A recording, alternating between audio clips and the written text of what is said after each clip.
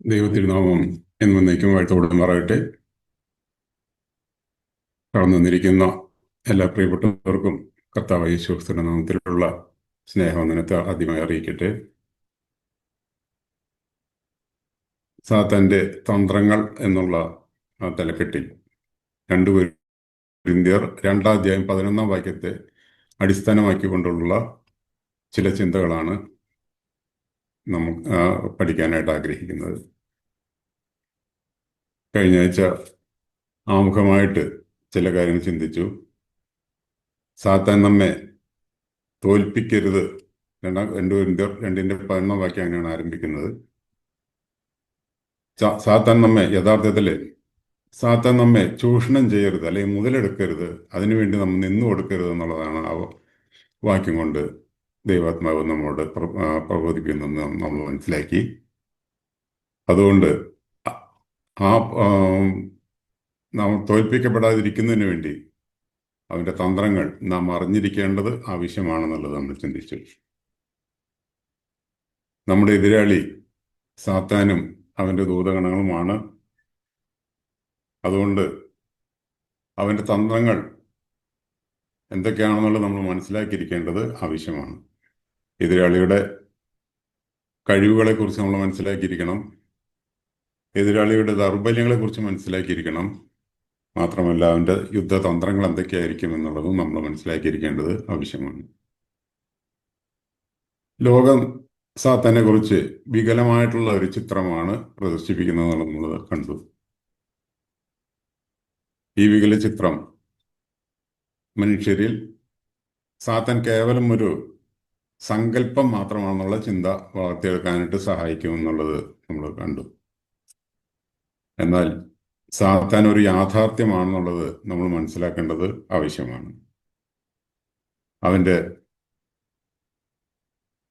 സാത്താനെ കുറിച്ച് മനസ്സിലാക്കുമ്പോൾ ദൈവം സർവശക്തനും സർവജ്ഞാനിയും സർവവ്യാപിയും ആയ ദൈവം എന്നും മനസ്സിലാക്കുന്നതിന് കൂടെ തന്നെ സർവജ്ഞാനിയും സർവവ്യാപിയും സർവശക്തനുമല്ല സാത്താനെങ്കിലും നമ്മളെക്കാൾ ശക്തനാണെന്നുള്ളതും നമ്മേക്കാൾ ബുദ്ധിമാനാണെന്നുള്ളതും നമ്മേക്കാൾ സഞ്ചാര സ്വാതന്ത്ര്യം കൂടുതലുള്ളതിനാണെന്നുള്ളതും നമ്മൾ മനസ്സിലാക്കേണ്ടത് ആവശ്യമാണെന്നുള്ളത് നമ്മൾ ചിന്തിച്ചു.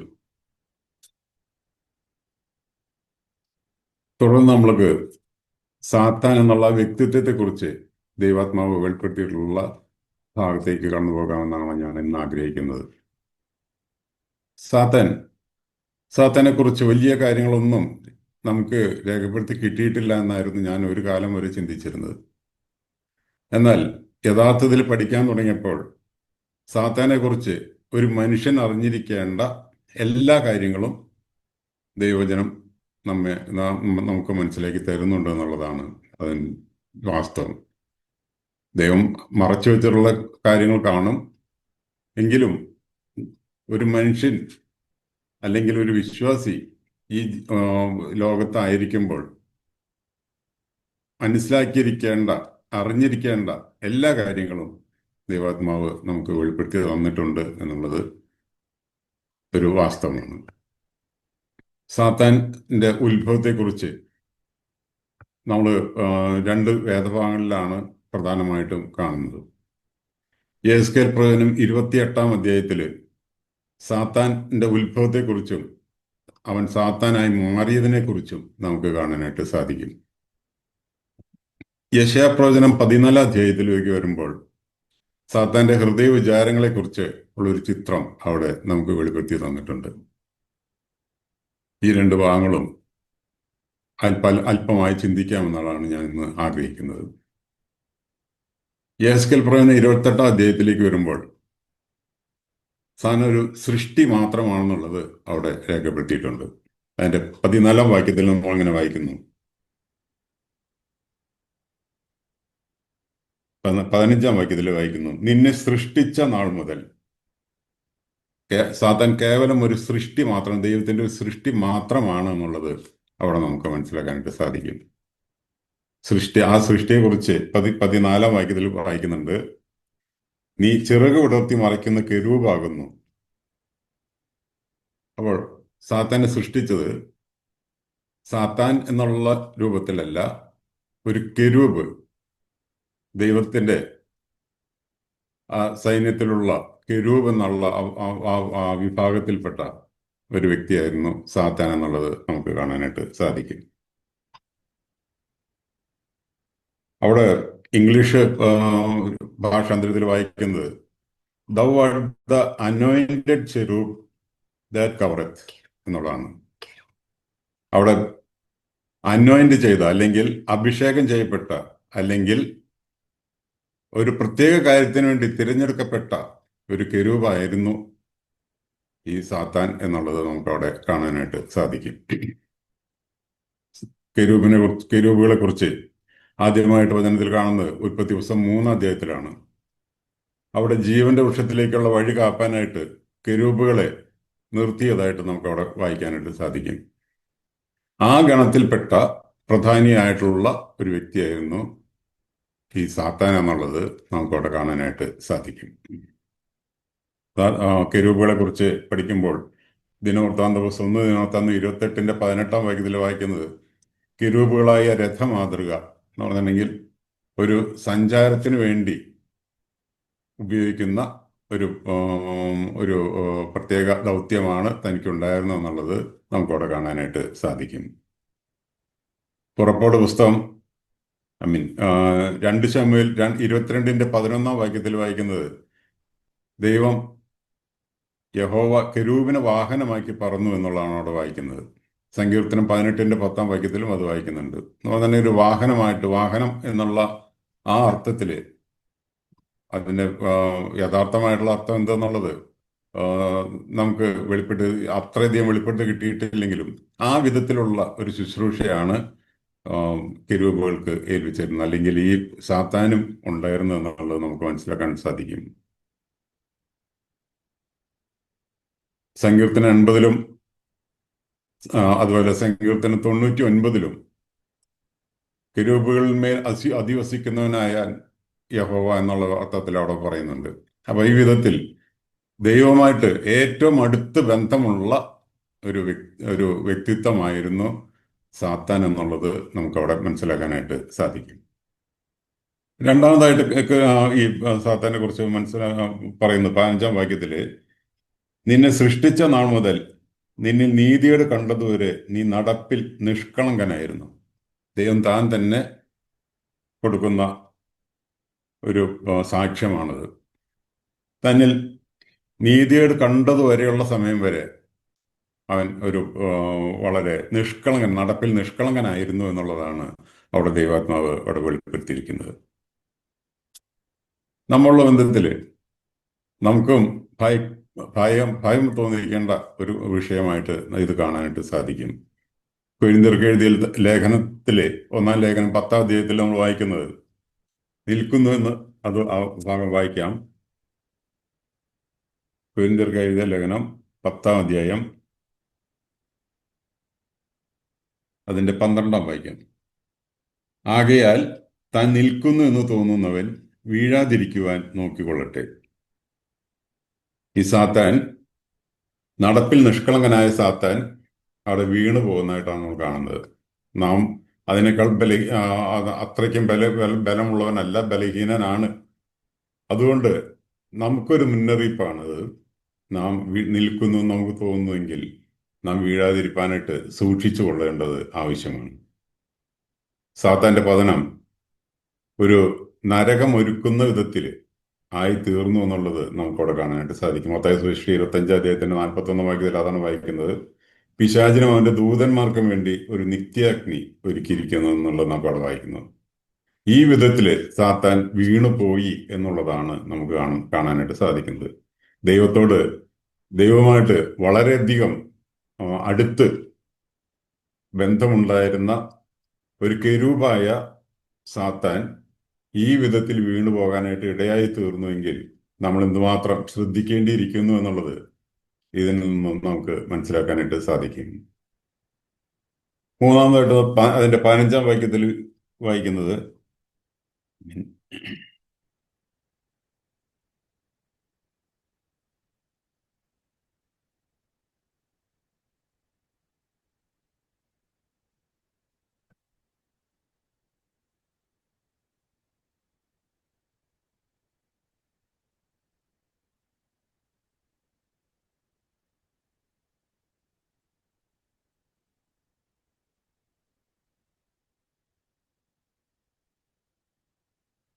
അതിന്റെ 17-ാം വാക്യത്തില് നിന്റെ സൗന്ദര്യ നിമിത്തം നിന്റെ ഹൃദയം ഗർഭിച്ചു. അവിടെ തന്നെ വളരെ സൗന്ദര്യ സമ്പൂർണനായിട്ടാണ് സൃഷ്ടിച്ചിരുന്നത് എന്നുള്ളത് നമുക്ക് അവിടെ മനസ്സിലാക്കാൻ സാധിക്കും. ദൈവത്തിന്റെ സൃഷ്ടിയെല്ലാം സൗന്ദര്യപൂർണ്ണമാണ് എന്നുള്ളത് നമുക്ക് ഉൽപ്പത്തി പുസ്തകം 1-ാം അധ്യായത്തിൽ നമുക്ക് കാണാൻ സാധിക്കും. ദൈവം തന്റെ ഓരോ സൃഷ്ടിക്ക് ശേഷവും അതിനെ വിലയിരുത്തുമ്പോൾ ദൈവം നല്ലത് എന്ന് കണ്ടു എന്നാണ് നമ്മൾ വായിക്കുന്നത്. അത് മാത്രമല്ല, അതിന്റെ അവസാനം ഉൽപ്പത്തി പുസ്തകം 1-ാം അധ്യായത്തിന്റെ അവസാന വാക്യത്തിലേക്ക് വരുമ്പോൾ അവിടെ പറയുന്നത് ഏറ്റവും നല്ലതെന്ന് കണ്ടു എന്ന് പറഞ്ഞുകൊണ്ടാണ് ആ സൃഷ്ടി വിവരണം അവിടെ അവസാനിക്കുന്നതായിട്ട് നമ്മൾ കാണുന്നത്. ദൈവത്തിന്റെ സൃഷ്ടിയെല്ലാം വളരെ സൗന്ദര്യ സമ്പൂർണമാണ് എന്നുള്ളത് നമുക്ക് ഇതിൽ നിന്നും മനസ്സിലാക്കാനായിട്ട് സാധിക്കും. അതുമാത്രമല്ല, താൻ ഒരു അഹരോനും അവന്റെ പുത്രന്മാർക്കും വേണ്ടി ഒരു അതിന്റെ പുരോഹിത വസ്ത്രം അവിടെ നിർമ്മിക്കുന്ന സമയത്ത് അതിന് കൊടുത്ത രൂപരേഖയും വളരെ സൗന്ദര്യ സമ്പൂർണമായിരുന്നു എന്നുള്ളത് നമുക്കവിടെ വായിക്കാൻ സാധിക്കും. അലങ്കാരത്തിനും മഹത്വത്തിനുമായിട്ട് എന്നുള്ളതാണ് നമ്മളവിടെ വായിക്കുന്നത്. ഈ വിധത്തില് ദൈവം ഇടപെട്ടുള്ള എല്ലാ കാര്യങ്ങളും സൗന്ദര്യ സമ്പൂർണമാണ് എന്നുള്ളത് നമുക്ക് മനസ്സിലാക്കാൻ സാധിക്കും. സങ്കീർത്തനം 50-ാം സങ്കീർത്തനത്തിലേക്ക് വരുമ്പോൾ അതിന്റെ 2-ാം വാക്യത്തിൽ വായിക്കുന്നത് സൗന്ദര്യത്തിന്റെ പൂർണ്ണതയായ സിയോൻ എന്നാണ് അവിടെ വായിക്കുന്നത്. അതായത് താൻ തിരഞ്ഞെടുത്ത നഗരം അതും സൗന്ദര്യ സമ്പൂർണമായിരുന്നു എന്നുള്ളത് നമുക്ക് അവിടെ കാണാനായിട്ട് സാധിക്കും.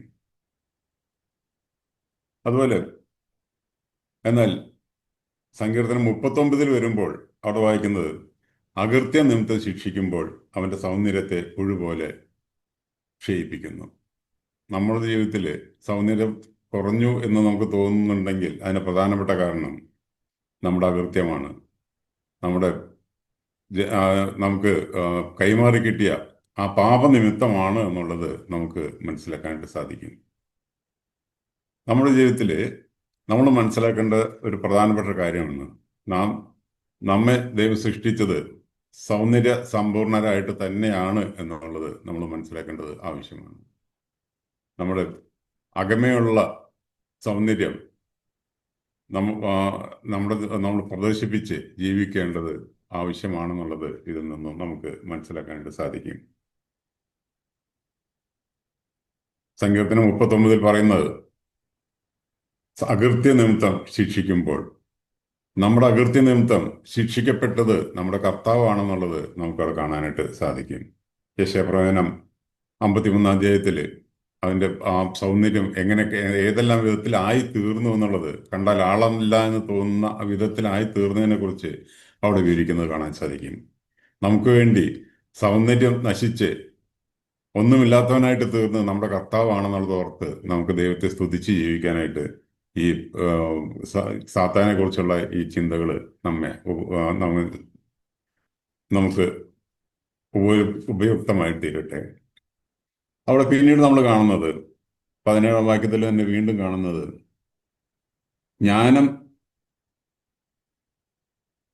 നീ നിന്റെ ജ്ഞാനത്തെ വഷളാക്കി എന്നാണ് നമ്മൾ കാണുന്നത്. അപ്പൊ ജ്ഞാനസമ്പൂർണനായിട്ടായിരുന്നു അവനെ സൃഷ്ടിച്ചത് എന്നുള്ളത് നമുക്ക് കാണാനായിട്ട് സാധിക്കും.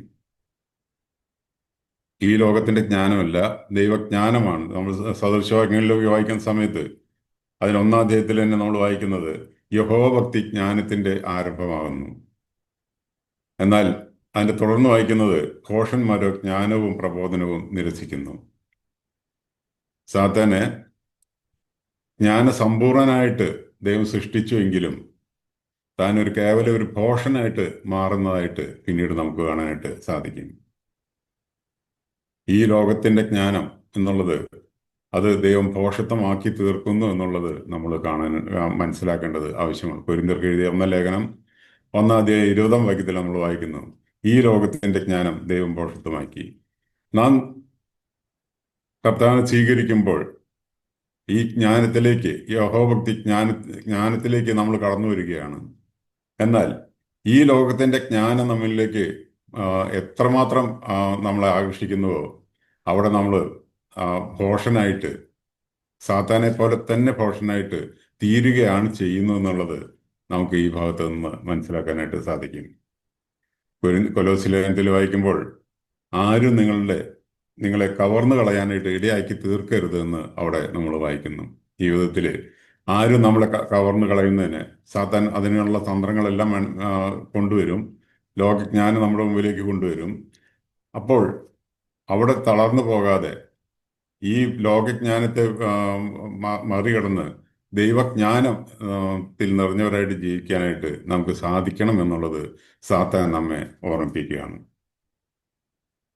പിന്നീട് നമ്മൾ വായിക്കുന്ന 14 വാക്യത്തിൽ മറ്റൊരു കാര്യം കാണുന്നുണ്ട്.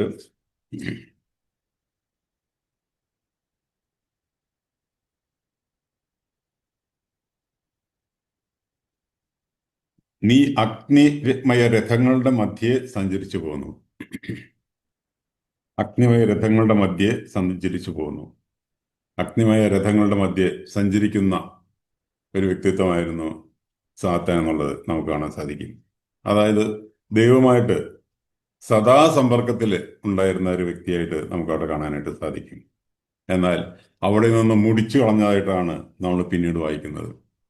ആ വിധത്തിൽ സാത്താൻ അവിടെ പരാജയപ്പെടുന്ന, അല്ലെങ്കിൽ സാത്താൻ അവിടെ ഇല്ലാതെയായി തീരുന്ന കാര്യമാണ് നമുക്കവിടെ കാണാനായിട്ട് സാധിക്കുന്നത്. നമുക്ക് ഒരു ദൃഷ്ടാന്തമാക്കി സാത്താൻ ഇരിക്കുന്നു എന്നുള്ളത് 2 പത്രോസ് 2-ാം അധ്യായത്തിൽ നമ്മളതാണ് വായിക്കുന്നത്. ഇതെല്ലാം നമുക്കുള്ള ദൃഷ്ടാന്തമായിട്ടാണ് നമുക്ക് തന്നിരിക്കുന്നത് എന്നുള്ളത് നമ്മൾ മനസ്സിലാക്കേണ്ടത് ആവശ്യമാണ്. ഈ 14-ാം വാക്യത്തില് മറ്റൊരു കാര്യം കൂടെ കാണുന്നുണ്ട്. ഞാൻ നിന്നെ വിശുദ്ധ ദേവപർവ്വതത്തിൽ ഇരുത്തിയിരുന്നു. അവിടെ വിശുദ്ധ ദേവപർവ്വതം ഏറ്റവും ഉയർന്ന പദവിയിൽ തന്നെയായിരുന്നു സാത്താൻ ആയിരുന്നത് എന്നുള്ളതാണ് നമുക്കവിടെ കാണാനായിട്ട് സാധിക്കുന്നത്. വിശുദ്ധ ദേവപർവ്വതത്തിൽ ദൈവമായിട്ടുള്ള ഏറ്റവും അടുത്ത ആ ബന്ധത്തിൽ തന്നെ ആയിരുന്നു താൻ ആയിരുന്നത് എന്നുള്ളത് നമുക്കവിടെ കാണാനായിട്ട് സാധിക്കും. എന്നാൽ 16-ാം വാക്യത്തിലേക്ക് വരുമ്പോൾ പറയുന്നത് അശുദ്ധൻ എന്ന് കണ്ട് ദേവപർവ്വതത്തിൽ നിന്ന് തള്ളിക്കളഞ്ഞു എന്നുള്ളതാണ് നമ്മൾ വായിക്കുന്നത്. അതായത് നമ്മെ പല ശുശ്രൂഷകളും ദൈവം ഏൽപ്പിച്ച് ഓരോ പൊസിഷനിൽ നമ്മൾ എത്തുമ്പോൾ നമ്മളത് മനസ്സിലാക്കണം, അത് ദൈവത്തിന്റെ നാമമഹത്വത്തിനാണ് എന്നുള്ളത് മനസ്സിലാക്കി ജീവിക്കണം എന്നുള്ളതാണ് സാത്താൻ നമ്മെ ഓർമ്മിപ്പിക്കുന്നത്. അശുദ്ധനെന്ന് കണ്ടു കഴിഞ്ഞാൽ ആ സ്ഥാനത്ത് നിന്നും തള്ളിക്കളയാനായിട്ട് ദൈവത്തിന് യാതൊരു ബുദ്ധിമുട്ടുമില്ല എന്നുള്ളത് നമ്മൾ മനസ്സിലാക്കേണ്ടത് ആവശ്യമാണ്. സാത്താൻ്റെ ജീവിതത്തിലുള്ള സാത്താൻ്റെ ആ സൃഷ്ടിപ്പിലുള്ള പ്രത്യേകതകളെക്കുറിച്ച് നമ്മൾ ചിന്തിക്കുകയായിരുന്നു. ചിറക് വിടർത്തി മറയ്ക്കുന്ന ഒരു കെരൂബായിട്ടാണ് തന്നെ സൃഷ്ടിച്ചത്. തന്നിൽ അകൃത്യം കാണുന്നതുവരെ നടപ്പിൽ നിഷ്കളങ്കനായിരുന്നു എന്നുള്ളതാണ് നമ്മളോട് വായിക്കുന്നത്. അവൻ ജ്ഞാനസമ്പൂർണനായിരുന്നു എന്നുള്ളതാണ് നമ്മൾ അവിടെ വായിക്കുന്നത്. സൗന്ദര്യ സമ്പൂർണനായിട്ടാണ് അവനെ സൃഷ്ടിച്ചത് നമ്മൾ വായിക്കുന്നു. അഗ്നിമയ രഥങ്ങളുടെ മധ്യേ സഞ്ചരിക്കുന്നവനായിട്ട് നമുക്ക് ഈ കെരൂബിനെ കാണാനായിട്ട് സാധിക്കും. അതുമാത്രമല്ല, അവനെ ഏറ്റവും ഉയർന്ന സ്ഥാനത്ത് വിശുദ്ധ ദേവപർവ്വതത്തിൽ തന്നെ അവനെ ഇരുത്തിയിരിക്കുന്നതായിട്ട് നമ്മളവിടെ വായിക്കുന്നുണ്ട്. ഈ വിധത്തിലുള്ള പദവികളോട് കൂടെ ഇരുത്തിയിരിക്കുന്ന ഈ കെരൂബാണ് സാത്താനായിട്ട് മാറിയത് എന്നുള്ളത് നമ്മൾ മനസ്സിലാക്കുന്നു. നമ്മൾ നിൽക്കുന്നത് തോന്നുന്നവൻ വീഴാതിരിപ്പാനായിട്ട് സൂക്ഷിച്ചു കൊള്ളുക എന്നുള്ള ആ കാര്യമാണ് ഈ കൊരിന്ത്യ ലേഖനത്തിൽ ഈ ഭാഗങ്ങളോടുള്ള ബന്ധത്തിൽ ദൈവാത്മാവ് രേഖപ്പെടുത്തിയിരിക്കുന്നത്. നമുക്കൊരു ഭയനിർദ്ദേശമായിട്ട് അതിരിക്കുന്നു എന്നുള്ളത് നമ്മൾ മനസ്സിലാക്കേണ്ടത് ആവശ്യമാണ്. തുടർന്ന് നമുക്ക് സാത്താൻ എന്ന വീഴ്ചയെക്കുറിച്ച് നമുക്ക് ആ ഭാഗത്ത് തന്നെ യെഹെസ്കേൽ പ്രവചനത്തിൽ നിന്ന് തന്നെ നമുക്ക് ചിന്തിക്കാം. അതിൻ്റെ 16-ാം വാക്യത്തിൽ അതിൻ്റെ വീഴ്ചയെക്കുറിച്ച് വായിക്കുന്നുണ്ട്. നിന്റെ വ്യാപാരത്തിന്റെ പെരുപ്പ നിമിത്തം നിന്റെ അന്തർഭാഗം സാഹസം കൊണ്ട് നിറഞ്ഞു, നീ പാപം ചെയ്തു. അവിടെ വായിക്കുന്നത് നിന്റെ വ്യാപാരത്തിന്റെ പെരുപ്പ നിമിത്തം തന്നെ വളരെയധികം ചുമതലകൾ ഉള്ള ഒരു കെരൂബായിട്ട് നമുക്ക് സാത്താനോടെ കാണാനായിട്ട് സാധിക്കും. ഈ കെരൂബിന്റെ തന്റെ വ്യാപാരത്തിന്റെ പെരുപ്പ നിമിത്തം അവനോട് തന്റെ അന്തർഭാഗം സാഹസം കൊണ്ട് നിറഞ്ഞു എന്നുള്ളതാണ് നമ്മളവിടെ വായിക്കുന്നത്. സാഹസം എന്നുള്ളതിന് യഥാർത്ഥത്തിൽ അവിടെ അർത്ഥമാക്കുന്നത് വയലൻസ് എന്നുള്ളതാണ്, അതിക്രമം എന്നുള്ളതാണ്. അതിൻ്റെ മൂലഭാഷയിലും ആ അർത്ഥത്തിൽ തന്നെയാണ് ദൈവാത്മാവ് അവിടെ ഉപയോഗിച്ചിരിക്കുന്നത്. തൻ്റെ ഉള്ളിൽ അതിക്രമം കൊണ്ട് നിറഞ്ഞു എന്നുള്ളതാണ് വായിക്കുന്നത്. അവൻ്റെ അവൻ അതിക്രമം ചെയ്തു എന്ന് വായിക്കുന്നില്ല, അവൻ്റെ ഉള്ളിൽ അതിക്രമം നിറഞ്ഞു എന്നുള്ളതാണ് നമ്മൾ വായിക്കുന്നത്. അവൻ അത് പുറത്തേക്ക് പ്രദർശിപ്പിച്ചതായിട്ടോ അല്ലെങ്കിൽ അത് താൻ ആരെങ്കിലുമായിട്ട് പങ്കുവെച്ചതായിട്ടോ നമ്മൾ വായിക്കുന്നില്ല. അവിടെ തൻ്റെ അന്തർഭാഗം അതിക്രമം കൊണ്ട് നിറഞ്ഞു എന്നുള്ളതാണ് നമ്മളോട് വായിക്കുന്നത്. അതുകൊണ്ടാണ് മത്തായി സുവിശേഷം 15 അധ്യായത്തിൽ കർത്താവ് താൻ തന്നെ പറഞ്ഞത്, ഹൃദയത്തിൽ നിന്ന് പുറപ്പെടുന്നതാണ് നമ്മെ അശുദ്ധമാക്കുന്നത്. നമ്മുടെ ജീവിതത്തിലും ദൈവം നമ്മെ ശ്രദ്ധിക്കുന്നത് നമ്മുടെ ഹൃദയങ്ങളെയാണ് എന്നുള്ളത് നമ്മൾ മനസ്സിലാക്കേണ്ടത് ആവശ്യമാണ്. ഉൽപ്പത്തി പുസ്തകത്തിലെ 6 അധ്യായത്തിലേക്ക് വരുന്ന സമയത്ത് ഈ അതിക്രമം മനുഷ്യരിലേക്കും പകർന്നു കിട്ടിയതായിട്ട് നമ്മൾക്കവിടെ കാണാനായിട്ട് സാധിക്കും. 6 അധ്യായം 11 വാക്യത്തിൽ വായിക്കുന്നത്, ഭൂമി വഷളായി അതിക്രമം പെരുകിയിരിക്കുന്നു എന്നുള്ളതാണ് നമ്മളവിടെ വായിക്കുന്നത്. ഈ വിധത്തിൽ ഈ സാത്താന്യ സ്വഭാവം മനുഷ്യരിലേക്ക് നമ്മിലേക്ക് പകരപ്പെട്ടിരിക്കുകയാണ് എന്നുള്ളത് നമ്മൾ മനസ്സിലാക്കേണ്ടത് ആവശ്യമാണ്. ഈ അതിക്രമം നമ്മുടെ ഉള്ളിൽ നമ്മൾ ചിലപ്പോൾ പ്രായോഗിക തലത്തിലേക്ക് കൊണ്ടുവന്നില്ലെങ്കിലും നമ്മുടെ ജീവിതത്തിൽ, നമ്മുടെ മനസ്സിൽ, നമ്മുടെ അന്തർഭാഗത്തിൽ ഈ സാത്താന്യ ചിന്തകൾ ഉടലെടുക്കാനായിട്ടുള്ള സാധ്യതകൾ ധാരാളമുണ്ട് എന്നുള്ളത് നമ്മൾ മനസ്സിലാക്കേണ്ടത് ആവശ്യമാണ്. എല്ലാം വെട്ടിപ്പിടിക്കാനുള്ള ഒരു ത്വര നമ്മുടെ ജീവിതത്തിൽ കടന്നു വരുന്നുണ്ടെങ്കിൽ അത് സാത്താന്യമാണ് എന്നുള്ളത് നമ്മൾ മനസ്സിലാക്കേണ്ടത് ആവശ്യമാണ്. ലൂക്കോസ് സുവിശേഷം 17 അധ്യായത്തിൽ കർത്താവ് ശിഷ്യന്മാരോട് പറഞ്ഞു കൊടുത്തത്, നിങ്ങൾ എല്ലാം ചെയ്തു കഴിഞ്ഞിട്ട് ചെയ്യേണ്ടതേ ചെയ്തിട്ടുള്ളൂ എന്ന് നിങ്ങൾ പറവീൻ എന്നുള്ളതാണ്. നമ്മുടെ മനോഭാവം എന്തായിരിക്കണം എന്നുള്ളത്, ഒരു ശിഷ്യന്റെ മനോഭാവം എന്തായിരിക്കണം എന്നുള്ളത് കർത്താവ് അവിടെ ശിഷ്യന്മാർക്ക് മനസ്സിലാക്കി കൊടുക്കുകയാണ്. നമ്മൾ മനസ്സിലാക്കേണ്ടത്, നമ്മെ ഏൽപ്പിച്ച ശുശ്രൂഷകൾ നമ്മൾ ചെയ്യുമ്പോൾ നാം എന്തെങ്കിലും പ്രത്യേകമായിട്ട് ചെയ്തു എന്നുള്ളതല്ല, നാം ചെയ്യേണ്ടതേ ചെയ്തിട്ടുള്ളൂ. ദൈവം നമ്മളെ ഏൽപ്പിച്ചത് മാത്രമേ ഞാൻ ചെയ്തിട്ടുള്ളൂ.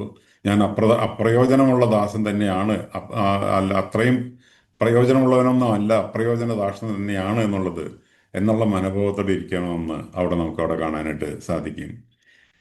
സാത്താന്റെ ഹൃദയം തൻ്റെ വ്യാപാരത്തിന്റെ പെരുപ്പം കൊണ്ട് തൻ്റെ ജീവിതത്തിൽ തന്നെ ഏൽപ്പിച്ച ശുശ്രൂഷകളുടെ ആ ബഹുത്വത്താൽ അവനവിടെ വീണു പോകുന്നതായിട്ട്, സാഹസം കൊണ്ട് നിറയുന്നതായിട്ട്, അതിക്രമം കൊണ്ട് നിറയുന്നതായിട്ട് നമുക്കവിടെ കാണാനായിട്ട് സാധിക്കും.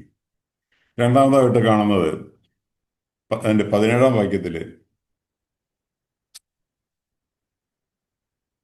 നിന്റെ സൗന്ദര്യ നിമിത്തം നിന്റെ ഹൃദയം ഗർവിച്ചു. അവിടെ സാത്താൻ തൻ്റെ സൗന്ദര്യ നിമിത്തം അവിടെ ഗർവിക്കുന്നതായിട്ടാണ് നമ്മളവിടെ കാണുന്നത്. നമ്മൾ സദൃശവാക്യങ്ങളിൽ വായിക്കുന്നത് 16 അധ്യായത്തിന്റെ 18 വാക്യത്തിൽ വായിക്കുന്നത്, നാശത്തിനു മുമ്പേ ഗർവം, വീഴ്ചയ്ക്ക് മുമ്പേ ഉന്നത ഭാവം. 29 അധ്യായത്തിലും അത് നമുക്ക് കാണാനായിട്ട് സാധിക്കും. സാത്താന്റെ ജീവിതത്തിൽ തന്റെ നാശം ആരംഭിച്ചത്, അല്ലെങ്കിൽ തന്റെ വീഴ്ച ആരംഭിച്ചത് ഈ തന്റെ ഉള്ളിൽ ഉണ്ടായ ആ ഗർവം നിമിത്തമാണ്. നാശത്തിന് മുമ്പ് ഉണ്ടായ ആ ഗർവം. അതുപോലെ സദൃശവാക്യങ്ങൾ 11 അധ്യായം 2 വാക്യത്തിലേക്ക് വരുമ്പോൾ, അഹങ്കാരം വരുമ്പോൾ ലജ്ജയും വരുന്നു എന്നാണ് നമ്മളവിടെ വായിക്കുന്നുണ്ട്. സാത്താന്റെ ജീവിതത്തില് ആ ഒറ്റ ഗർവം എന്നുള്ള ഒറ്റ കാരണം കൊണ്ട് തൻ്റെ ജീവിതത്തില് നാശവും തൻ്റെ തന്നിലെ വീഴ്ചയും അതുപോലെ ലജ്ജയും വരുന്നവനായിട്ട് തീരാനായിട്ട് ഇടയായി തീർന്നതായിട്ട് ദൈവാത്മാവോട് രേഖപ്പെടുത്തിയിരിക്കുകയാണ്. നമ്മളുടെ ജീവിതത്തിലെ നമ്മുടെ ഹൃദയം എന്തെങ്കിലും കാര്യത്തിൽ ഗർവിക്കുന്നു എന്ന് തോന്നുന്നുണ്ടെങ്കിൽ നമ്മൾ മനസ്സിലാക്കേണ്ടത് അത് നാശത്തിനുള്ളതാണ്, അത് നാശത്തിന് മുമ്പേ ഉള്ളതാണ്, അത് വീഴ്ചയ്ക്ക് മുമ്പേ ഉള്ളതാണ്, അത് ലജ്ജ നമുക്ക് വരുത്തി വെക്കുന്നതാണെന്നുള്ളത് മനസ്സിലാക്കാൻ ഈ വാക്കുകൾ, സാത്താന്റെ ജീവിതത്തിൽ വന്ന ഈ പിഴവുകൾ നമ്മെ സഹായിക്കുമാറാകട്ടെ. അതിന്റെ 17 വാക്യത്തിന്റെ അടുത്ത ഭാഗം കാണുന്നത്, നിന്റെ പ്രഭ നിമിത്തം നിന്റെ ജ്ഞാനത്തെ വഷളാക്കി. അവിടെ വളരെ പ്രഭയോടുകൂടിയുള്ള ഒരു വ്യക്തിത്വമായിരുന്നു എന്നുള്ളത് നമുക്കവിടെ കാണാനായിട്ട് സാധിക്കും. അവിടെ തൻ്റെ പ്രഭ നിമിത്തം തന്നെ ജ്ഞാനത്തെ വഷളാക്കിയതായിട്ടാണ് കാണുന്നത്. പ്രഭ എന്നുള്ളതുകൊണ്ട് തനിക്ക് അവിടെ മറ്റുള്ളവരുടെ മുമ്പിലുള്ള ആ ആ, ഈ മറ്റു ദൂതന്മാരുടെ മധ്യയുള്ള അവൻ്റെ അധികാരത്തെ അല്ലെങ്കിൽ അവൻ്റെ പ്രഭാവത്തെയാണ് അവിടെ നമുക്ക് കാണാനായിട്ട് സാധിക്കുന്നത്. അധികം പ്രഭാവമുള്ള ഒരു വ്യക്തിയായിട്ട് ഈ സാത്താൻ ആയിരുന്നു എന്നുള്ളത് നമുക്കവിടെ കാണാനായിട്ട് സാധിക്കും. ദാനിയലിന്റെ പുസ്തകത്തിലേക്ക് വരുമ്പോൾ അവിടെ 4ാം അധ്യായത്തില് അവിടെ നെബൂഖദ്നേസർ രാജാവിന്റെ ഒരു സ്റ്റേറ്റ്മെന്റ് നമുക്ക് അവിടെ കാണാനായിട്ട് സാധിക്കും. ദാനിയേൽ പ്രവചനം അതിന്റെ 4ാം അധ്യായം അതിന്റെ 34 മുതലുള്ള വാക്യങ്ങളിൽ, ആ കാലം കഴിഞ്ഞിട്ട് നെബൂഖദ്നേസർ എന്ന ഞാൻ സ്വർഗത്തിലേക്ക് കണ്ണുയർത്തി, എൻ്റെ ബുദ്ധിയും എനിക്ക് മടങ്ങി വന്നു. ഞാൻ അത്യുന്നതനായവനെ വാഴ്ത്തി എന്നേക്കും ജീവിച്ചിരിക്കുന്നവനെ സ്മരിച്ച് ബഹുമാനിക്കുകയും ചെയ്തു. അവൻ്റെ ആധിപത്യം എന്നേക്കുമുള്ള ആധിപത്യവും അവൻ്റെ രാജ്യത്വം തലമുറ തലമുറയായുള്ളതുമല്ലോ. അവിടെ നെബൂഖദ്നേസർ രാജാവ് തൻ്റെ ജീവിതത്തിൽ ഗർവിച്ചതായിട്ട്, തൻ്റെ ജീവിതത്തിൽ ഗർവം വന്നതായിട്ട് നമുക്ക് അവിടെ കാണാനായിട്ട് സാധിക്കും. ആ അധ്യായത്തിൻ്റെ 4ാം അധ്യായത്തിൻ്റെ ആദ്യ ഭാഗങ്ങൾ എടുത്ത് വായിക്കുന്ന സമയത്ത് നമുക്കത് കാണാനായിട്ട് സാധിക്കും. തൻ്റെ ജീവിതത്തിൽ ദൈവത്തെ മറന്നുകൊണ്ട് തൻ്റെ ജീവിതത്തിൽ താൻ സ്വയം ഉയർന്നു കഴിഞ്ഞപ്പോൾ അവിടെ സംഭവിച്ച കാര്യമാണ്, താൻ കാട്ടുമൃഗങ്ങളോടുകൂടെ വയലിലെ പുല്ല് തിന്ന് ജീവിക്കുന്ന അവസ്ഥയിലേക്ക് താൻ അധപതിച്ചു പോയതായിട്ട് നമുക്ക് അവിടെ കാണാനായിട്ട് സാധിക്കും. ഏറ്റവും പ്രഭയുള്ള, ഏറ്റവും പ്രാധാന്യമുള്ള ഒരു രാജ്യത്തെ പ്രധാന രാജാവാണ് എന്നുള്ളത് നമ്മൾ മനസ്സിലാക്കേണ്ടത് ആവശ്യമാണ്. ഈ നെബൂഖദ്നേസറിനെ താൻ അവിടെ വായിക്കുന്നത് സ്വർഗത്തിലേക്ക് കണ്ണുയർത്തിയപ്പോൾ അതെല്ലാം തിരിച്ചു കിട്ടിയതായിട്ട് നമുക്ക് കാണാൻ സാധിക്കും. നമ്മുടെ ജീവിതത്തിൽ നമ്മളും ദൈവത്തിൽ നിന്ന് അകന്നു പോകുന്ന സമയത്ത് നമ്മുടെ പ്രഭ നമ്മിൽ നിന്നും നഷ്ടപ്പെട്ടു പോകുന്നതായിട്ട് നമുക്ക് കാണാനായിട്ട് സാധിക്കും. നമ്മുടെ ജീവിതത്തിൽ എല്ലാ വിധത്തിലുള്ള കുറവുകളും വരുന്നതായിട്ട് നമുക്ക് കാണാനായിട്ട് സാധിക്കും. ഈ നെബൂഖദ്നേസറിനെ കുറിച്ച് പറയുന്നത് തൻ്റെ രാജ്യത്തുള്ള തൻ്റെ ദാസന്മാർ പോലും തന്നെ ശ്രദ്ധിച്ചതായിട്ട് അവിടെ കാണുന്നില്ല. ഇത് താൻ ദൈവത്തിലേക്ക് കണ്ണുയർത്തിയപ്പോഴാണ് അവർ പോലും ശ്രദ്ധിച്ചതെന്നാണ് നമ്മളവിടെ വായിക്കുന്നത്. ഈ വിധത്തിൽ നാമുമായി തീരാനായിട്ട് ഇടയുണ്ട്. സാത്താനിന് വന്നിട്ടുള്ള ഈ പ്രശ്നം നമ്മുടെ ജീവിതത്തിൽ ഒരു കുറവായിട്ട് ഇടയാകാതിരിക്കാൻ നമ്മൾ വളരെ ശ്രദ്ധിക്കണം എന്നുള്ളത് സാത്താൻ്റെ ഈ പഠനം നമ്മെ സഹായിക്കുകയാണ്. നമ്മുടെ ജീവിതത്തിൽ ഈ വിധത്തിൽ ഈ വീഴ്ചകൾ വരാനായിട്ടുള്ള ധാരാളം സാധ്യതകളുണ്ട് എന്നുള്ളത് നമുക്ക് കാണാൻ സാധിക്കും. നമ്മുടെ ജീവിതത്തിൽ ധാരാളം വ്യാപാരത്തിൻ്റെ പെരുപ്പ നിമിത്തം എന്നുള്ളതാണ് വായിക്കുന്നത്. ദൈവം ഏൽപ്പിച്ച ശുശ്രൂഷകൾ അധികരിക്കുന്ന സമയത്ത് നമ്മുടെ ജീവിതത്തിൽ ഈ വിധത്തിൽ സാഹസം കൊണ്ട് നിറയാനായിട്ട്, അത് ക്രമം കൊണ്ട് നിറയാനായിട്ടുള്ള സാധ്യതകളുണ്ട്. അതായത് എല്ലാം വെട്ടിപ്പിടിക്കാനായിട്ടുള്ള ഒരു ആഗ്രഹം നമ്മുടെ മനസ്സിലേക്ക് വരാനായിട്ട് സാധ്യതയുണ്ട്. ദൈവം അത് അവിടെ വായിക്കുന്നത് അത് ഹൃദയത്തിൽ നിന്ന് പുറപ്പെടുന്ന കാര്യമായിട്ടാണ് നമ്മളവിടെ ചിന്തിച്ചത്. സാത്താൻ തൻ്റെ അന്തർഭാഗത്താണ് ഇത് പറഞ്ഞത്. നമ്മളും നമ്മുടെ ഹൃദയത്തിൽ ചിന്തിക്കുന്നത് പോലും നമ്മൾ ഒഴിവാക്കേണ്ടത് ആവശ്യമാണെന്നുള്ളത് ദൈവാത്മാവ് ഈ ഭാഗം കൊണ്ട് നമ്മെ ഓർമ്മിപ്പിക്കുകയാണ്. യെശയ്യാപ്രവചനം 14ാം അധ്യായത്തിലേക്ക് വരുമ്പോൾ അവൻ്റെ മനോഭാവത്തെക്കുറിച്ച് നമുക്കവിടെ കാണാനായിട്ട് സാധിക്കും. യെശയ്യാപ്രവചനം 14ാം അധ്യായം അതിൻ്റെ 12 മുതലുള്ള വാക്യങ്ങളാണ് അവർ കാണുന്നത്.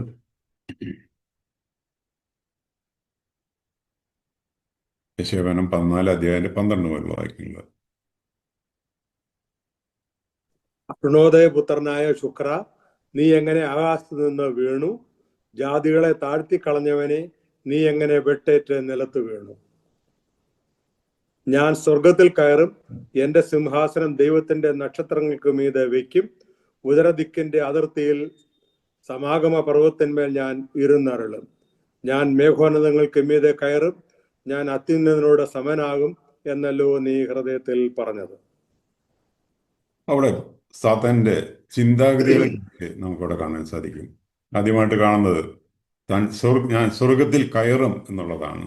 അത് സ്വർഗത്തിലേക്ക്, അല്ലെങ്കിൽ ദൈവത്തോട് സമനാകുന്ന, അല്ലെങ്കിൽ ദൈവം ഞാനും ഏകദേശം ഒന്നാണ് എന്ന് വരുത്തി തീർക്കാനായിട്ട് താൻ ശ്രമിക്കുമെന്നുള്ളതാണ് താൻ അവിടെ ഹൃദയത്തിൽ ചിന്തിച്ചു എന്നുള്ളതാണ് നമ്മളവിടെ വായിക്കുന്നത്.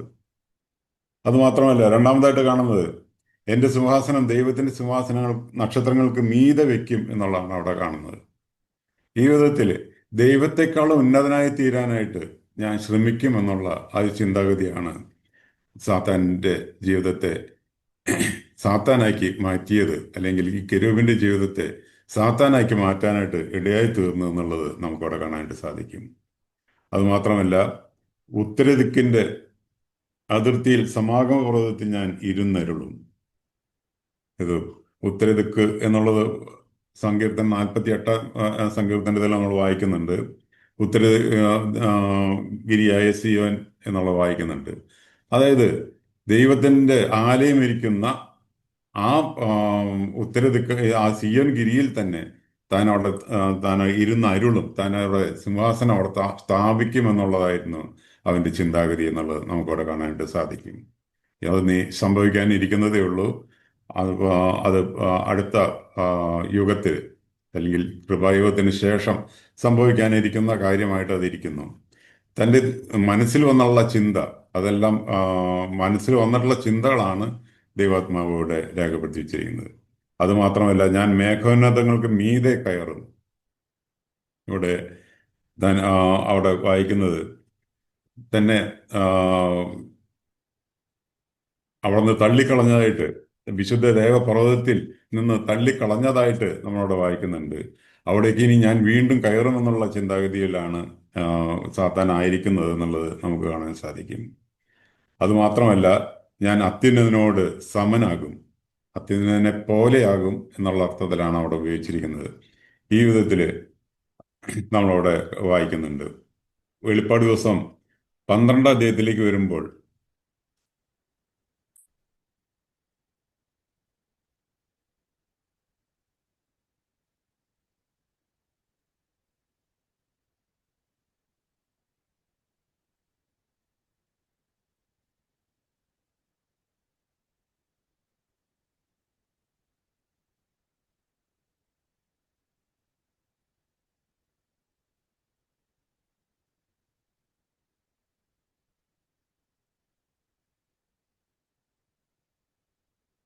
താൻ അത്യുന്നതനോട്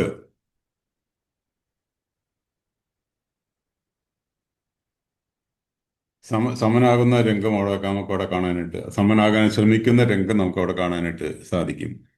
ആ വിധത്തില് സാത്താന്റെ ചിന്താഗതികളാണ് നമുക്കിവിടെ കാണാനായിട്ട് സാധിക്കുന്നത്.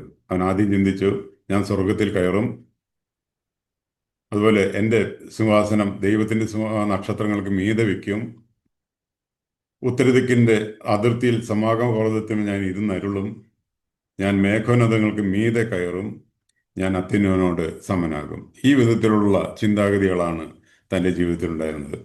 അതുകൊണ്ട് സംഭവിച്ചെന്താണെന്നുള്ളത് നമ്മൾ 12 വാക്യത്തിൽ വായിച്ചു.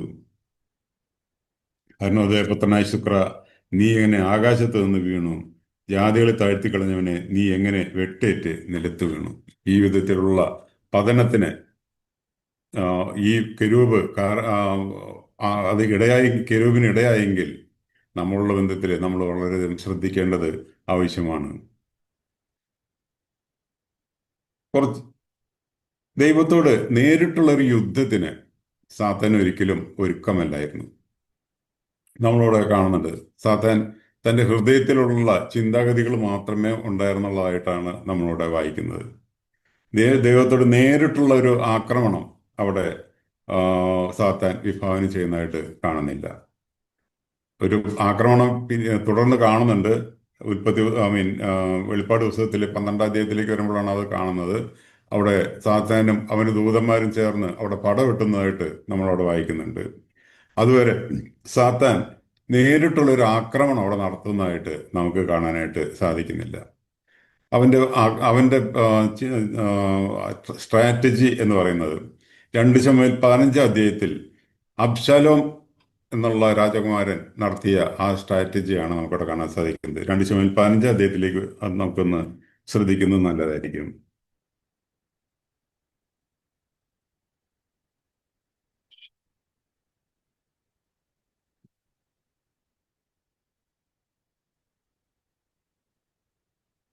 അവിടെ അബ്ശാലോം താൻ രാജാവാകുന്നതിന് വേണ്ടി ആ, ആഗ്രഹിച്ചപ്പോൾ താൻ അവിടെ ആദ്യമായിട്ട് ചെയ്തത്, അതിന് 1-ാം വാക്യത്തിൽ വായിക്കുന്നത്, അനന്തരം അബ്ശാലോം ഒരു രഥത്തെയും കുതിരകളെയും തന്റെ മുമ്പിൽ ഓടുവാൻ 50 അകമ്പടികളെയും സമ്പാദിച്ചു. അതിനുശേഷം അബ്ശാലോം ചെയ്തത്, അതികാലത്ത് എഴുന്നേറ്റ് പടിവാതിൽക്കൽ വഴിയരികെ നിൽക്കും. ആരെങ്കിലും വ്യവഹാരമുണ്ടായിട്ട് രാജാവിന്റെ അടുക്കൽ വിസ്താരത്തിനായിട്ട് വരുമ്പോൾ അബ്ശാലോം അവനെ വിളിച്ച്, നീ ഏത് പട്ടണക്കാരനെന്ന് ചോദിക്കും. അടിയൻ ഇസ്രായേൽ ഇന്ന ഗോത്രക്കാരനെന്ന് അവൻ പറയുമ്പോൾ അബ്ശാലോം അവനോട്, നിന്റെ കാര്യം ന്യായവും നേരുമുള്ളത്, എങ്കിലും നിന്റെ കാര്യം നോക്കുവാൻ രാജാവ് ആരെയും കൽപ്പിച്ചാക്കിയിട്ടില്ലല്ലോ എന്ന് പറയും. അങ്ങനെ മറ്റുള്ളവരുടെ ഹൃദയത്തെ കവർന്നെടുക്കുന്ന, ആരെങ്കിലും അവനെ 5-ാം വാക്യത്തിൽ ആരെങ്കിലും അവനെ നമസ്കരിക്കാൻ അടുത്തു ചെന്നാൽ അവൻ കൈ നീട്ടി അവനെ പിടിച്ച് ചുംബനം ചെയ്യും. ഈ വിധത്തില് മറ്റുള്ളവരുടെ ഹൃദയത്തെ കവർന്നുകൊണ്ട് ദാവീദ് രാജാവിന് നേരെ ഒരു കൂട്ടുകെട്ടുണ്ടാക്കുന്ന ഒരു പ്രവൃത്തിയാണ് അബ്ശാലോം കുമാരൻ ചെയ്തത്. ഇത് സാത്താന്യ പദ്ധതിയാണ് എന്നുള്ളത് നമ്മൾ മനസ്സിലാക്കേണ്ടത് ആവശ്യമാണ്. സാത്താനം അവിടെ ചെയ്യുന്നതാണ് മറ്റുള്ളവരെ വശീകരിച്ച് സ്വന്തം പക്ഷത്താക്കിക്കൊണ്ട് ദൈവത്തോടുള്ള ഒരു യുദ്ധം, അവസാനമായിട്ട് അവനോട് യുദ്ധം പ്രഖ്യാപിക്കാനുള്ള തൻ്റെ തത്രപ്പാടിലാണ് താൻ ആയിരിക്കുന്നത് എന്നുള്ളത് നമ്മൾ മനസ്സിലാക്കേണ്ടത് ആവശ്യമാണ്. നമ്മൾ സാത്താനെ കുറിച്ച് ചിന്തിക്കുമ്പോൾ ആദ്യം തന്നെ ഹവ്വയെ വശത്താക്കിക്കൊണ്ട് ഈ ഭൂമിയുടെ അധികാരം മുഴുവനും തൻ്റെ സ്വന്തമാക്കി തീർത്തായിട്ട് വായിക്കുന്നുണ്ട്.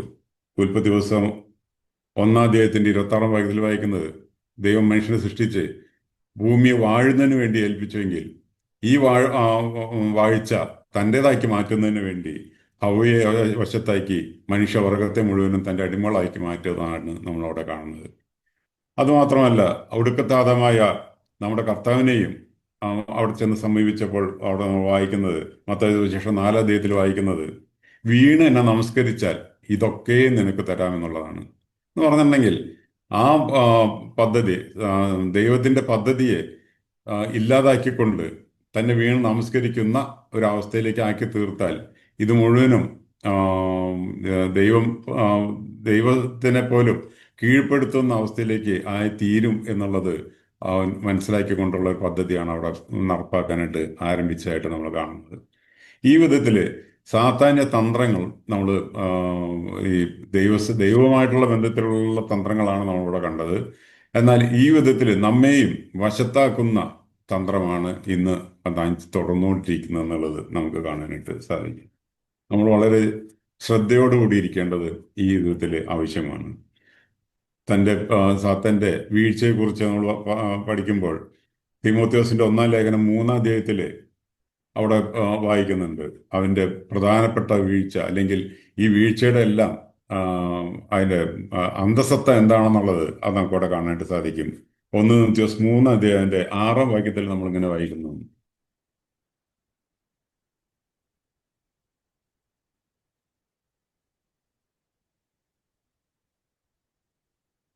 3-ാം അധ്യായത്തിന്റെ 6-ാം വാക്യത്തിൽ ഇങ്ങനെ വായിക്കുന്നു, നിഗളിച്ചിട്ട് പിശാചിന് വന്ന ശിക്ഷാവധിയിൽ അകപ്പെടാതിരിക്കുവാൻ പുതിയ ശിക്ഷനും അരുത്. അത് മൂപ്പന്മാരുടെ യോഗ്യതകളെ കുറിച്ച് പറയുന്ന ഭാഗത്താണ് നമ്മളോട് വായിക്കുന്നത്. അവിടെ പിശാചിന് വന്ന ശിക്ഷാവധിയുടെ പ്രധാനപ്പെട്ട കാരണം അവിടെ ഇതുണ്ട്, നിഗളമായിരുന്നു. നമ്മുടെ ജീവിതത്തിൽ നിഗളം എന്നുള്ളത് കടന്നു വരാനായിട്ട് ധാരാളം സാധ്യതയുണ്ട്. ഈ സാത്താന്യ ചിന്താഗതികളെല്ലാം മനുഷ്യരിലേക്ക് പകരപ്പെട്ടിരിക്കുകയാണ്. ഈ പകരപ്പെട്ട ഈ ചിന്താഗതി നമ്മുടെയും ഉള്ളിൽ ഉണ്ടാകാനായിട്ടുള്ള ധാരാളം സാധ്യതകളുണ്ട്. നാം പഴയ ജഡത്തിൽ തന്നെയാണ് ഇന്ന് ഈ ഭൂമിയിൽ നമ്മൾ ജീവിക്കുന്നത്. നമ്മൾ രക്ഷിക്കപ്പെട്ടപ്പോൾ ഒരു പുതിയ ശരീരത്തിലേക്ക് പ്രവേശിക്കുകയോ പുതിയൊരു സ്ഥാനത്തേക്ക് നമ്മൾ മാറ്റപ്പെടുകയോ ചെയ്തിട്ടില്ല. പ്രത്യുത ഈ ഭൂമിയിൽ തന്നെ ഈ ജഡത്തിൽ തന്നെയാണ് നമ്മൾ ആയിരിക്കുന്നത്. ഈ സാത്താനിന് വന്ന ഈ നീളം നമ്മുടെയും ജീവിതത്തിലേക്ക് കടന്നു വരാനായിട്ട് ധാരാളം സാധ്യതകളുണ്ട്. നമ്മൾ സമൂഹത്തിലേക്ക് നോക്കിയാൽ, അല്ലെങ്കിൽ നമ്മുടെ സഭയിലേക്ക് നോക്കിയാൽ, നമ്മുടെ കുടുംബങ്ങളിലേക്ക് നോക്കിയാൽ, നമ്മുടെ വ്യക്തി ജീവിതങ്ങളിലേക്ക് നോക്കിയാൽ, എല്ലാ പ്രശ്നങ്ങളുടെയും മൂല കാരണം എന്ന് പറയുന്നത് ഈ നിഗളം തന്നെയാണെന്നുള്ളത് നമുക്ക് കാണാനായിട്ട് സാധിക്കും. ഈ വിധത്തില് നമ്മുടെ വ്യക്തി ജീവിതത്തില്, നമ്മുടെ കുടുംബ ജീവിതത്തില്, സഭയില്, സാമൂഹിക ജീവിതത്തില് നമുക്ക് വരുന്ന എല്ലാ കുറവുകളുടെയും അല്ലെങ്കിൽ എല്ലാവിധ പാപങ്ങളുടെയും മൂല കാരണം എന്ന് പറയുന്നത് ഈ നിഗളമാണെന്നുള്ളത് മനസ്സിലാക്കാനായിട്ട് നമുക്ക് ആ, ആ, നമ്മളെ ഈ പഠനം നമ്മളെ സഹായിക്കട്ടെ. നമ്മളിന്ന് ചിന്തിച്ച ഭാഗങ്ങൾ ഒന്നുകൂടി ഒന്ന് ഓടിച്ച് ഒന്ന് പറഞ്ഞ് നിർത്താമെന്നാണ് ഞാൻ ആഗ്രഹിക്കുന്നത്. തന്നെ ആ, ഒരു കേവലം ഒരു സൃഷ്ടി മാത്രമാണ് ആ, സാത്താൻ എന്നുള്ളത് നമ്മൾ മനസ്സിലാക്കണം. അതിനെ ഒരു സാത്താനായിട്ടല്ല സൃഷ്ടിച്ചത്, ഒരു കിരൂബ് എന്നുള്ള വിധത്തിലാണ് സൃഷ്ടിച്ചത്. ദൈവത്തിന്റെ സൈന്യത്തിലുള്ള കിരൂബ് എന്ന ആ വിഭാഗത്തിലുള്ള ഒരു വ്യക്തിയാണ് സാത്താൻ എന്നുള്ളത് നമ്മൾ മനസ്സിലാക്കണം. അവൻ തന്നിൽ നീതിയോട് കാണുന്നത് വരെ താൻ നടപ്പിൽ നിഷ്കളങ്കനായിരുന്നു എന്നുള്ളത് ദൈവം തന്നെ സാക്ഷീകരിക്കുന്നതായിട്ട് നമുക്ക് കാണാൻ സാധിക്കും. നമ്മുടെ ജീവിതത്തിലും നാം നിൽക്കുന്നു എന്ന് നമുക്ക് തോന്നുന്നെങ്കിൽ അത് നമ്മൾ വീഴാതിരിക്കാണ്ട് സൂക്ഷിക്കേണ്ടത് ആവശ്യകത നമുക്കിവിടെ മനസ്സിലാക്കാനായിട്ട് സാധിക്കും. തന്നെ ജ്ഞാനസമ്പൂർണനായിട്ടാണ് സൃഷ്ടിച്ചത്. തൻ്റെ ജ്ഞാനം അവിടെ വഷളാക്കുന്നതായിട്ടാണ് നമ്മൾ വായിക്കുന്നത്. ദൈവജ്ഞാനം എന്നുള്ളത് മാറ്റി ഈ ഒരു ഭോഷനായിട്ട്, കേവലം ഒരു ഭോഷനായിട്ട് തീർന്ന സാത്തനെ നമ്മളവിടെ കണ്ടു. സൗന്ദര്യ സമ്പൂർണനായിട്ടാണ് അവനെ സൃഷ്ടിച്ചത്. എന്നാൽ തൻ്റെ സൗന്ദര്യം അത് താൻ അത് നഷ്ടപ്പെടുത്തുന്ന അല്ലെങ്കിൽ അകൃത്യ നിമിത്തം അത് ഇല്ലാതെയാക്കുന്നതായിട്ട് നമുക്കവിടെ കാണാനായിട്ട് സാധിച്ചു. അഗ്നിമയ രഥങ്ങളുടെ നടുവിൽ ദൈവത്തോട് എപ്പോഴും അടുത്തിരിക്കുന്ന ഒരു വിധത്തിലായിരുന്നു സാത്താനായിരുന്നത്. താൻ അവിടെ നിന്നും നിഷ്കാസിതനാകുന്ന വിധത്തിൽ താൻ അവിടെ നിഗളിച്ചതായിട്ട് നമുക്ക് അവിടെ കാണാനായിട്ട് സാധിക്കും. തന്നെ ഏറ്റവും ഉയർന്ന പദവിയിൽ വിശുദ്ധ ദേവപർവ്വതത്തിലായിരുന്നു ഇരുത്തിയിരുന്നത്. അവിടെ നിന്ന് തള്ളിക്കളയുന്ന വിധത്തിൽ താൻ ആയിത്തീർന്നു എന്നുള്ളത് നമുക്ക് കാണാനായിട്ട് സാധിക്കും. സാത്താന്റെ ജീവിതത്തിലുള്ള ഈ പ്രത്യേകതകൾ രക്ഷിക്കപ്പെട്ട നമ്മിലും ഉണ്ട് എന്നുള്ളത് നമ്മൾ മനസ്സിലാക്കണം. നമ്മളത് നഷ്ടപ്പെടുത്താതെ ജീവിക്കാനായിട്ട് ദൈവം ഈ വചനങ്ങളെ സഹായിക്കട്ടെ.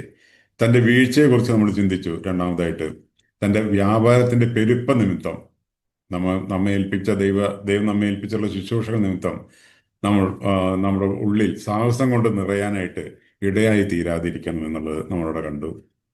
പിന്നീട് സൗന്ദര്യ നിമിത്തം തൻ്റെ ഹൃദയം ഗർവിച്ചതായിട്ട് നമുക്കവിടെ കാണാനായിട്ട് സാധിക്കും. നാശത്തിന് മുമ്പുള്ള, വീഴ്ചയ്ക്ക് മുമ്പെയുള്ള, അതുപോലെ ലജ്ജ വരുന്നതിന് മുമ്പുള്ള ആ അവസ്ഥയിലേക്ക് സാത്താനായി തീർന്നു. നമ്മൾ ആ വിധത്തിൽ ആകാതിരിക്കാൻ നമ്മൾ ശ്രദ്ധിക്കാമെന്ന് നമ്മളവിടെ കണ്ടു. പ്രഭ നിമിത്തം തൻ്റെ ജ്ഞാനത്തെ വഷളാക്കിയതായിട്ട് നമ്മളോട് വായിക്കുന്നുണ്ട്. അപ്പോൾ നമ്മളോടും നമുക്ക് ദൈവജ്ഞാനം നമുക്ക് തന്നിരിക്കുകയാണ്. നമ്മളത് അതിൻ്റെ ഉപഭോക്താക്കളായിട്ട് നമ്മൾ ആയിരിക്കുകയാണ്. നമ്മൾ ഈ നെബൂഖദ്നേസർ രാജാവിനെ പോലെ നിഗളിച്ച് അത് നഷ്ടപ്പെടുത്താനായിട്ട് ഇടയായി തീരാതിരിക്കണം. അഥവാ നമ്മുടെ ജീവിതത്തിൽ ആ വിധത്തിലുള്ള നഷ്ടം സംഭവിച്ചിട്ടുണ്ടെങ്കിൽ അത്യുന്നതങ്ങളിലേക്ക് തിരിയുന്നതിനുള്ള ആ ഒരു മുഖാന്തരമായി തീരാനായിട്ട് ഇത് ഇടയായി തീരണമെന്നുള്ളത് നമുക്ക് കണ്ടു. യെശയ്യാപ്രവചനത്തിലേക്ക് വരുമ്പോൾ തൻ്റെ ഉള്ളിലുള്ള ചിന്താഗതികൾ നമ്മളവിടെ കണ്ടു. ഞാൻ സ്വർഗത്തിൽ കയറും, എൻ്റെ സിംഹാസനം ദൈവത്തിൻ്റെ പർവ്വതങ്ങൾക്ക് മീതെ വയ്ക്കും, നക്ഷത്രങ്ങൾക്ക് മീതെ വയ്ക്കും, ഉത്തരദിക്കിന് അതിർത്തിയിൽ സമാഗമ പർവ്വതത്തിന്മേൽ ഞാൻ ഇരുന്നരുളും, ഞാൻ മേഘോന്നതങ്ങൾക്ക് മീതെ കയറും, ഞാൻ അത്യുന്നതനോട് സമനാകും. ഈ വിധത്തിലുള്ള ചിന്താഗതിയോടുകൂടിയാണ് സാത്താൻ പ്രവർത്തിക്കുന്നത്. നാമും സാത്താൻ്റെ തന്ത്രങ്ങളെന്ന് എന്നുള്ളത് പഠിക്കുമ്പോൾ നമ്മൾ മനസ്സിലാക്കേണ്ടത് ഈ വിധത്തിലുള്ള തൻ്റെ ലക്ഷ്യം സാധിക്കുന്ന വിധത്തിലാണ് തൻ്റെ പ്രവൃത്തികളെല്ലാം ആയിരിക്കുക എന്നുള്ളത് നമ്മൾ മനസ്സിലാക്കേണ്ടത് ആവശ്യമാണ്. അതനുസരിച്ച് നമുക്ക് ജീവിക്കാനായിട്ട് ഇടയായി തീരണം എന്നുള്ളതാണ് ഈ ഭാഗത്ത് നമുക്ക് മനസ്സിലാക്കാൻ സാധിച്ചത്. അവസാനമായിട്ട് സാത്താനെ കുറിച്ച് ഒറ്റ വാക്കിൽ അവിടെ ദൈവാത്മാവ് രേഖപ്പെടുത്തിയിരിക്കുന്നു. നിഗളമാണ് സാത്താനെ ആ വിധത്തിൽ ആക്കി തീർത്തത് എന്നുള്ളത് അവിടെ രേഖപ്പെടുത്തിയിരിക്കുകയാണ്. നമ്മുടെ ജീവിതത്തിൽ നിഗളം കടന്നു വരാതെ നമുക്ക് ദൈവസന്നിധിയിൽ താഴ്മയോടെ ഇരിക്കാനായിട്ട് നമുക്ക് ഒന്നുകൂടെ വ്യക്തമായിട്ട് പറഞ്ഞിട്ടുണ്ടെങ്കിൽ ക്രിസ്തുയേശുള്ള ഭാവം തന്നെ നിങ്ങളിലും ഉണ്ടായിരിക്കട്ടെ എന്നാണ് നമ്മളവിടെ വായിക്കുന്നത്. ഫിലിപ്പിയ ലേഖനം 2-ാം അധ്യായത്തിന്റെ 5 മുതലുള്ള വാക്യങ്ങളിലാണ് കാണുന്നത്. താൻ ദൈവരൂപത്തിൽ ഇരിക്കെ തന്നെ താൻ അതെല്ലാം വിട്ട് ഭൂമിയിലേക്ക് വന്നു. ആ ഭൂമിയിലായിരിക്കുമ്പോൾ തൻ്റെ ദൈവരൂപം എന്നുള്ളത് ഒന്ന് എടുത്തിരുന്നുവെങ്കിൽ നമുക്ക് ഈ രക്ഷ ഒരിക്കലും ലഭിക്കുകയില്ലായിരുന്നു എന്നുള്ളത് നമ്മൾ മനസ്സിലാക്കേണ്ടത് ആവശ്യമാണ്. നമ്മൾ കർത്താവിനെ പിടിക്കാൻ വന്ന സമയത്ത് നിങ്ങൾ ആരെ തിരയുന്നു എന്നുള്ള ചോദ്യത്തിന് കർത്താവ് പറഞ്ഞ മറുപടി ഞാനാകുന്നു എന്നുള്ളൊരു ഒറ്റ വാക്കിൽ എല്ലാവരും പിൻവാങ്ങി നിലത്ത് വീണു എന്നുള്ളതാണ് നമ്മളോട് വായിക്കുന്നത്.